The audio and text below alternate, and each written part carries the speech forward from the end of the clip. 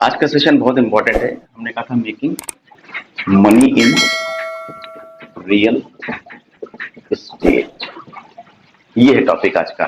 हमने real estate field चुनी ही इसलिए कि हम बड़ा पैसा कमा सकें, क्योंकि छोटा पैसा कमाना तो कहीं भी जॉब कर सकते हैं, कुछ भी कर सकते हैं। डैडी से कह के छोटी सी दुकान भी खोल सकते हैं, नहीं कर सकते? कर सकते हैं। लेकिन रियल एस्टेट में आता ही वही जिससे बड़ा बड़ा पैसा कमाना है, बड़ी रकम कमानी है। वो पर्सन नहीं आता जिसे अपना खर्चा चलाना 10-20 हजार रुपए निकालने महीने के कि हमारा खर्चा चलता रहे।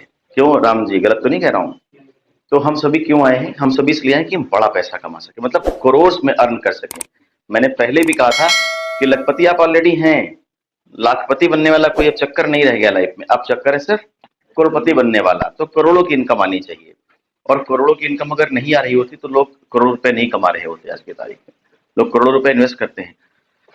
अभी मेरे पास एक मिड टाउन दिल्ली करके प्रोजेक्ट आया डीएलएफ का, और मिनिमम इन्वेस्टमेंट जो स्टार्टिंग इन्वेस्टमेंट है उसमें, वो फ्लैट अपार्टमेंट्स हैं, तो जो स्टार्टिंग इन्वेस्टमेंट है वो 5 करोड़ रुपए का है। यानी कि सबसे छोटा जो फ्लैट है उनका वो 5 करोड़ से शुरू होता है। और उन्होंने मुझे एक शॉकिंग रिविलेशन किया। उन्होंने कहा कि दो जो फर्स्ट और सेकंड फेज था दोनों बिक गया, पूरा कंप्लीट सोल्ड आउट हो गया। थर्ड है हाफ बिक चुका है। तो अगर करोड़ों में लोग नहीं कमा रहे हैं तो कैसे खरीद रहा आदमी 5 करोड़ 10 करोड़ की प्रॉपर्टी? शालीमार पैराडाइज मुझे लगता है 2 करोड़ से कम नहीं होगा आज की तारीख में। तो कैसे आदमी पैसा डाल रहा है वहां पे? तो करोड़ों रुपए कमाए जा रहे हैं। और जब आप देखेंगे कि कोई बड़ी प्रॉपर्टी खरीदने लेने की बात आती है तो रियल एस्टेट वाले ही सबसे बड़ा रोल उसमें प्ले करते हैं। ISTD, रियल एस्टेट चलता किससे है? कौन लोग रियल एस्टेट को चलाते हैं? तो जो सबसे पहला क्वाड्रेंट का हिस्सा है वो है इन्वेस्टर। रियल एस्टेट को कौन चलाता है? इन्वेस्टर चलाता है। हमारी जो प्रॉपर्टी, वहां पे कोई घर बना के तुरंत नहीं रहेगा, वो पैसा इन्वेस्ट कर रहा है। तो 2 साल के बाद, 4 साल के बाद, 5 साल के बाद हमको हमारे पैसे का रिटर्न मिले। तो इन्वेस्टर किस लिए काम कर रहा है? इन्वेस्टर इसलिए काम कर रहा है कि हमें इस पर रिटर्न मिले। 2 तरह का रिटर्न चाहता है। पहला चाहता है रेंटल इनकम मिल जाए मुझे, या क्या चाहता है? सेल्स पे हमें प्रॉफिट मिल जाए, अप्रिसिएशन मिल जाए। ठीक बात है, आपकी बात पकड़ लेते हैं, अप्रिसिएशन मिले। ग्रोथ नहीं कहते प्रॉपर्टी में। प्रॉपर्टी में हमेशा रेट की जब बात करते हैं, पैसे की वैल्यू की, अप्रिसिएशन बोलते हैं कि अप्रिशिएट करेगी वैल्यू। तो रेंटल इनकम चाहिए इसको, या फिर अप्रिसिएशन का फायदा उठाएगा? ठीक है। तो पहला व्यक्ति जो रियल एस्टेट के बिजनेस में आता है और धन लेकर के आता है, अपॉर्चुनिटी क्रिएट करता है, वो कौन होता है? इन्वेस्टर। दूसरा व्यक्ति कौन होगा? सेलर। मैं रियल एस्टेट के बिजनेस में नहीं हूं, मुझे नया घर खरीदना है और मुझे पुराना घर अपना सेल करना है। लेकिन ये जो फील्ड है ये हमेशा कहलाएगी क्या? Real estate. तो जो सेलर्स होते हैं ये एक नई अपॉर्चुनिटी क्रिएट करते हैं। जो सेलर्स होते हैं एक नई अपॉर्चुनिटी क्रिएट करते हैं। आप क्या आज तक किसी भी रियल एस्टेट कंपनी ने इस प्रोसेस को रिवर्स नहीं किया, उल्टा नहीं किया? पूरी दुनिया में किसी भी कंपनी ने आज से पहले और आज तक जो सेल की प्रोसेस को रिवर्स नहीं किया। कैसे? हम लोगों के पास क्यों जाते हैं? हम क्या बोलते हैं कि सर हमारे पास एक प्रोजेक्ट है और इस जगह पे है। अब ये बात बहुत ध्यान से समझिएगा, क्योंकि ये आपको करोड़पति बहुत आसानी से बना देगी। हमारे पास प्रोजेक्ट है, इस जगह पे, इस जगह पे, ऐसा वैसा, दुनिया भर के सारे फीचर्स, मगर हम किसी के पास ये लेकर के कभी नहीं जाते कि सर आपको अपना घर सेल तो नहीं करना है। आप अपनी कंपनी की तरफ से एक चॉकलेट का डिब्बा लेके जाइए और उसको बोलिए सर हम इस रियल एस्टेट कंपनी से हैं, कि आप सेल तो नहीं करना चाहते अपना मकान? हम अच्छी वैल्यू दिला सकते हैं। मतलब एक नया तरीका मैं आपको एक बता रहा हूं कि इस तरह से भी रियल एस्टेट का काम किया जा सकता है। अगर आप 100 लोगों से मिलते हैं और 50 लोग तैयार हो जाते हैं कि हाँ हमें सेल करनी है, तो आपके पास 50 वो प्रॉपर्टी है जो किसी के पास नहीं, आपके राइवल के पास भी नहीं, किसी के पास नहीं। तो एक अपॉर्चुनिटी क्रिएट होती है। हमें हमेशा इनोवेटिव रहना है और सेलर्स पे भी निगाह बनाए रखनी है। मैं कोशिश करूंगा कि कंपनी से बात करके एक बार कि इस तरह का कोई कॉन्सेप्ट भी इंक्लूजन में लाएं, रेवेन्यूज बढ़ेंगे इससे। थर्ड वन कौन है? थर्ड वन है ट्रेडर। ट्रेडर कौन होता है? जो इसे बिजनेस के लिए करता है, जिसका ये बिजनेस है रियल एस्टेट। और ये किस लिए काम कर रहा है? ये प्रॉफिट के लिए काम करता है। जहां जमीन मिल गई फटाक से पैसा डाल दिया, 6 महीने, 1 साल, 2 साल, 2 साल में नहीं वेट करेगा, हो सकता है 15 दिन के बाद ही बेच दे, छोटा सा प्रॉफिट लेके। इसको अपने गुडविल से, नाम से कहीं कोई मतलब नहीं, इसको सिर्फ क्या चाहिए, पैसा। खरीदो बेचो फटाफट, आज खरीदा कल बेच दिया। 50,000 रुपए आए, ठीक है, कोई दिक्कत नहीं, हमको 50 लाख नहीं चाहिए। तो ये हो गया ट्रेडर। और लास्ट वन कौन है, डेवलपर है। डेवलपर दो चीजों के लिए काम करता है। डेवलपर काम करता है, ये इसका बिजनेस है, दूसरा गुडविल, और तीसरा प्रॉफिट। गुडविल समझते हैं, अगर हम डेवलपर हैं, रियल एस्टेट की फील्ड में काम कर रहे हैं, तो हम प्रॉपर्टी या लैंड बाई करेंगे और उस पर डेवलपमेंट का काम शुरू करेंगे, डेवलप करके उसे बेचेंगे। डेवलपमेंट जितना अच्छा होगा उतनी बढ़िया हमारी गुडविल बनेगी। यानी कि जब नेक्स्ट प्रोजेक्ट लाएंगे तो हमें खरीदने के लिए एडवर्टीजमेंट करने की जरूरत नहीं पड़ेगी। क्या आपको लगता है कि शालीमार प्रोजेक्ट लाता है तो एडवर्टीजमेंट की जरूरत है? तब भी शालीमार के एडवर्टीजमेंट क्यों लगे रहते हैं, बड़े बड़े होर्डिंग पोस्टर बैनर लगे रहते हैं, क्यों? लेकिन ये मार्केटिंग की बहुत खतरनाक टेक्निक है कि हम प्रोडक्ट लाते हैं, हमारा प्रोडक्ट आने से पहले ही बिक चुका होता है। अभी आप लेने जाओ कि साहब ये नए वाले प्रोजेक्ट में, कहेंगे सर है ही नहीं, तो हम कहेंगे बोर्ड क्यों लगा रखा है, फिर हटाओ इसको। वो क्या करता है जो बोर्ड है, आप गए ना बोर्ड देख के, इसी तरह से 100 लोग जाएंगे बोर्ड देख के, इस तरह से बहुत लोग जाएंगे बोर्ड देख के और निरंतर जाते रहेंगे। कंपनी क्या बोलेगी, कंपनी बोलेगी बस आज ही बोर्ड क्यों लगाए, बस आज ही लास्ट प्लॉट था, आज ही सेल हुआ है, ठीक है। अब क्या हो गया कि नेक्स्ट पूरी जनरेशन तैयार है बाई करने वालों की, उसको पता है कंपनी को कि कितनी डिमांड है हमारे प्रोडक्ट की, तो वो ये वाला एक्सपेंस बंद नहीं करता, क्योंकि मार्केटिंग कभी बंद नहीं होती।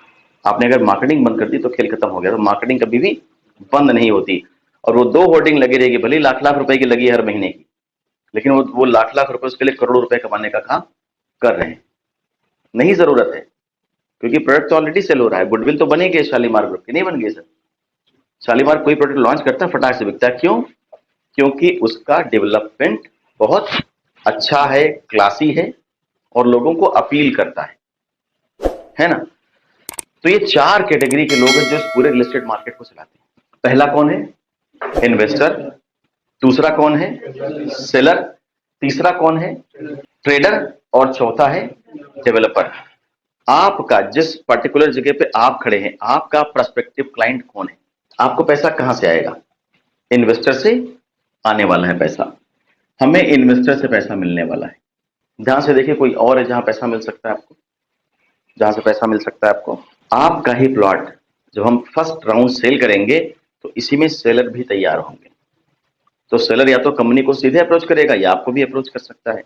तो अगर आपको अप्रोच कर सकता है तो आप भी एक छोटा सा मार्जिन कमा सकते हैं, उसमें नहीं कमा सकते हैं। तो आपको इस पर भी निगाह रखनी है। ये तो आपका कोर क्लाइंट है ही, इन्वेस्टर, जहां से आपको डायरेक्ट पैसा आएगा। लेकिन सेलर पर भी आपको निगाह रखनी है। हमारी कंपनी कैसी कंपनी? तो हम चारों तरह का काम कर रहे हैं। हम ट्रेडिंग में भी हैं, हम डेवलपमेंट में भी काम कर रहे हैं, यानी कि जितने भी एवेन्यू है वो सारे एवेन्यूज कंपनी में।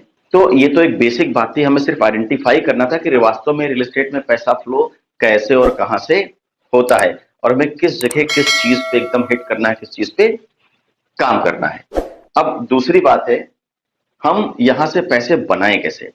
और यार, रियल एस्टेट फील्ड में पैसा बना कौन सकता है? डायरेक्ट सेलिंग, डायरेक्ट सेल्स करना। हम सभी डायरेक्ट सेल्स कर रहे हैं। हमने भी 3 दिन पहले बात करी थी कि हमें अगले 20 दिन में या 15 दिन में हमें 10 लोगों की टीम अपने साथ डेवलप करनी है। अब रिक्रूटमेंट का मतलब क्या है कि अगर आपने रिक्रूटमेंट कर दिया, आपने अपनी टीम बिल्ड कर ली, तो आप मल्टीपल हाथों से पैसा कमाएंगे। अभी सिर्फ 2 हाथ और 2 पैर से मेहनत कर रहे हैं, लेकिन जैसे ही आपने रिक्रूटमेंट शुरू किया, एक बड़ा पैसा फ्लो होने वाला है, क्योंकि बहुत सारे लोग आपके लिए मिलकर काम करने वाले हैं और बहुत सारे लोग मिलकर आपके लिए इनकम लाने वाले हैं, है ना। तो दूसरा तरीका है रिक्रूटमेंट का। तीसरा तरीका जो हमने डिस्कस किया था लास्ट सेशंस में, वो था keep on prospecting. Keep on prospecting, मैंने कहा था प्रॉस्पेक्टिंग निरंतर चलने वाली प्रक्रिया है, इसको हम 1 मिनट के लिए भी रोक नहीं सकते, हम नहीं रोक सकते। अब प्रॉस्पेक्टिंग क्यों जरूरी है?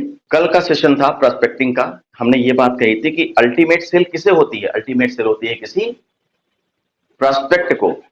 और जब प्रॉस्पेक्टिंग ही नहीं करेंगे तो हम सेल किसे करेंगे? तो प्रॉस्पेक्टिंग लगातार होनी जरूरी है, प्रॉस्पेक्टिंग होती रहनी चाहिए, ठीक है।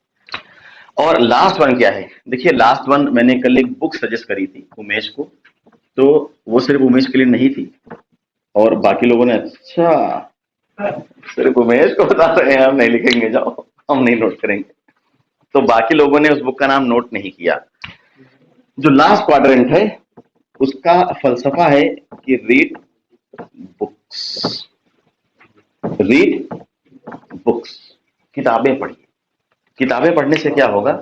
देखिए अगर कोई सफल सेल्समैन था और उसने अपनी लाइफ में 1 या 2 बुक लिखी है, तो इसका मतलब ये है कि उसने पूरे लाइफ टाइम का जो एक्सपीरियंस हुआ उसे, उसने पूरा का पूरा उस बुक में डाल दिया।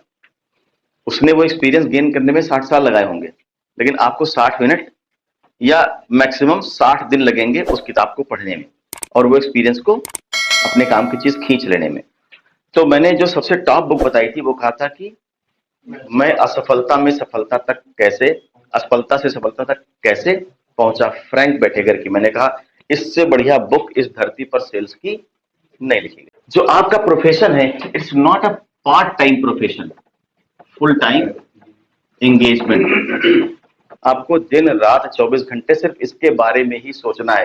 तो फुल टाइम एंगेजमेंट है, आपको अपना 24 घंटा इस पे ही लगाना है, इसके बारे में ही सोचते रहना है। हम कैसे प्रोस्पेक्टिंग करें, कौन हमारा प्रोस्पेक्ट बन सकता है, सेल कैसे बढ़ाएं, जूते कौन सी कंपनी के खरीदें, शर्ट और टाई किस कंपनी के लेकर के आए। मेरे बात समझ में आ रही है? कौन से कलर कॉम्बिनेशन का कपड़ा मेरे ऊपर अच्छा लगेगा, तरह से ऐसा कौन सा फीचर अपने क्लाइंट को बता दूं कि वो इमीडिएट बाई करने को तैयार हो जाए। और प्रोस्पेक्टिंग हमें कभी खत्म नहीं करनी है।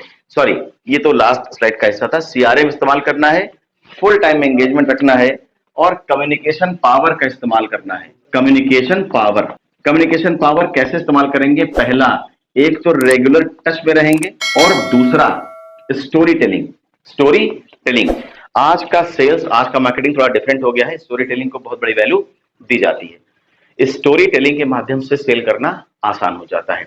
रेगुलर टच में अगर आप रहेंगे, अब कम्युनिकेशन क्या है? कम्युनिकेशन रेगुलर टच में रहना है, सीधी सी बात। आप अपने क्लाइंट के, अपने प्रोस्पेक्टिव के, अपने लीड के रेगुलर टच में रहिए। मैंने उनको, आपको बहुत सारे टूल्स दिए हैं कि आप उनको चाय पे बुला सकते हो, किसी इवेंट में इनवाइट कर सकते हो, अवेयरनेस कैंप में बुला सकते हो, कुछ रिवार्ड दे सकते हो, कुछ गिफ्ट दे सकते हो, चॉकलेट ही दे सकते हो, चॉकलेट का डिब्बा ही दे सकते हो, है ना? तो उनको हमेशा रेगुलर टच में रहना है। एक फोन कॉल पे बात करनी है, ऑटोमेटेड कॉल लगा दीजिए, बर्थडे वगैरह पता कर लीजिए, सीआरएम से उनको बर्थडे मैसेज भेज दीजिए, बड़ा सस्ता होता है मैसेज भेजना। और इस स्टोरी सेलिंग अपने अंदर डेवलप करनी है, ये स्किल अपने अंदर डेवलप करनी है। स्टोरी टेलिंग क्या है? हर चीज को हम कहानी से बताएं। तो ये मोटी मोटी बात थी जो मैंने आपसे शेयर करी। एक लास्ट ब्लॉक है, बिल्डिंग ब्लॉक थ्योरी है। बिल्डिंग ब्लॉक थ्योरी ये क्या है? सपोज करिए कि आपको 2000 स्क्वायर फीट तक कितना इनको सेल करना है। 2000 square feet, 10,000 square feet, 15,000 square feet, 20,000 square feet, कितना लैंड सेल करनी है? अकेले किसने कितना टारगेट ले रखा है? 20,000 स्क्वायर फीट सेल करना है, ठीक है ना? तो 20,000 स्क्वायर फीट एक दिन में सेल नहीं होगा। एक टारगेट आपने समय का लिया कि हमें 6 मंथ्स में 20,000 स्क्वायर फीट सेल करना है। या छोटा टारगेट लेते हैं कि एक महीने में मुझे 20,000 स्क्वायर फीट सेल करना है, यानी कि कितने डेज में? 30 डेज में हमें 20,000 स्क्वायर फीट सेल करना है। इसका मतलब क्या है कि एक दिन में कितना सेल करना होगा? अगर 700 स्क्वायर फीट की बात करते हैं तो हमें हर दिन 700 स्क्वायर फीट सेल करना है, यानी कि 700 स्क्वायर फीट हमें पर डे सेल करना है। यानी कि 2 दिन में कितना करना है? 1400 स्क्वायर फीट हर 2 दिन में सेल करना है। अब आपका जो महीना है इसमें 15 ब्लॉक्स बनेंगे। 15 ब्लॉक्स का मतलब क्या है? Block 1, block 2, block 3, block 4, block 5, 6, 7 and 8। पहला ब्लॉक कितने दिन का होगा? आप चाहो 2 दिन का रखो, चाहे 3 दिन का बनाओ। तो हमने 2 दिन का बना दिया कि 2 डेज का ब्लॉक है। कितना प्लॉट सेल करना है? 1400। दूसरा ब्लॉक 2 डेज का है, सिंपल 2 दिन का है, वो तारीख आप देख लेंगे। कितना सेल करना है? 1400। तीसरा ब्लॉक 2 दिन का है, 1400। आप ब्लॉक को आगे पीछे भी कर सकते हो अपने हिसाब से, वैकेशन है, छुट्टी है, ज्यादा टाइम उस हिसाब से आप इसको चेंज कर सकते हो आगे जाके। इसके बाद सपोज करिए कि आपने एफर्ट किया कि 2 दिन के इस ब्लॉक में 1400 स्क्वायर फीट लैंड सेल हो जाए किसी भी तरीके से, भाई ऑल मींस कोई भी एफर्ट करके। अगर आप नहीं कर पाते, आपने सिर्फ 1000 स्क्वायर फीट सेल किया, 400 बचा रह गया, तो 400 यहां से कैरी फॉरवर्ड हो जाएगा नेक्स्ट ब्लॉक पे। यानी कि अब यहाँ पर 1400 नहीं करना, अब आपको कितना करना है? 1800 करना है। ठीक है, 1800 सेल हो गया, बहुत अच्छा है। 2000 सेल कर दिया, यानी कि अब आप पर 200 का बोनस है। अब आप अगर यहाँ 1200 भी सेल करोगे तो आपका काम हो जाएगा। आप 2 डेज का ब्लॉग बनाइए, 3 डेज का ब्लॉग बनाइए, 4 डेज का बनाइए, 5 डेज का बनाइए, जितने आपकी इच्छा करे उतना बनाइए, मगर अब से काम ब्लॉग बना के ही करिएगा। जो टारगेट आपका है उस टारगेट को नोट कर लीजिए, जितने दिन में अचीव करना है, 6 महीने में करना है, 6 महीने से उसको डिवाइड कर लीजिए, पता लगा लीजिए कि 6 महीने के लिए हमें कितने दिन में कितने लैंड सेल करनी है, तो एवरेज बहुत कम आ जाएगा। ठीक है, अगर आप ब्लॉक वाली थ्योरी पे काम करेंगे तो सेल्स मल्टीप्लाई हो जाएगी। ऐसा क्यों होगा? ऐसा इसलिए होगा कि जब हमने ब्लॉक का टारगेट दिया तो हमारे पास महीने नहीं रह गए, 1 महीने में सेल होगा। 1 महीना एक ऐसा पीरियड होता है जो बहुत निश्चित नहीं है। 1 महीना अगर हम बोलते हैं तो निश्चित नहीं होता। आज ही कर देना है निश्चित है, 1 घंटे में कर देना और भी निश्चित है, कितना करना है 1000 स्क्वायर फीट करना है और भी निश्चित हो गया, बिल्कुल सर्टेन हो गया। लेकिन जब कहते हैं कुछ जमीन सेल करनी है, कुछ दिन का वक्त है, 1 आध महीने में हो जाएगी, तो इसका मतलब कहीं कोई सर्टेनिटी नहीं है। जब अमाउंट सर्टेन अपने दिमाग को बताएंगे कि 20,000 बेचना है, 30 दिन में बेचना है, 2-2 दिन का ब्लॉक है, तो मैंने कहा था माइंड कभी भी रुकता नहीं, तो आपको रास्ते सजेस्ट करना शुरू करेगा कि ये 2 दिन के ब्लॉक में 1400 स्क्वायर फीट कैसे सेल होगा। ठीक है ना? और जैसे ही आप ये 10 ब्लॉक पार करेंगे, इफिशियंसी सब देखते हुए, वहीं से आप अचीव करना शुरू कर देंगे, यानी कि 11वें ब्लॉक से आपकी अचीवमेंट आनी शुरू हो जाएगी। तो ये ब्लॉक सेल थ्योरी है, और ब्लॉक सेल थ्योरी को नोट कर लीजिए, नोट्स बना लीजिए, लिख लीजिए, ब्लॉक खींच लीजिए। अगला जो टारगेट बनाएंगे आप वो इसके हिसाब से ही। इसी के साथ मेरा सेशन यहीं पे क्लोज है आज का।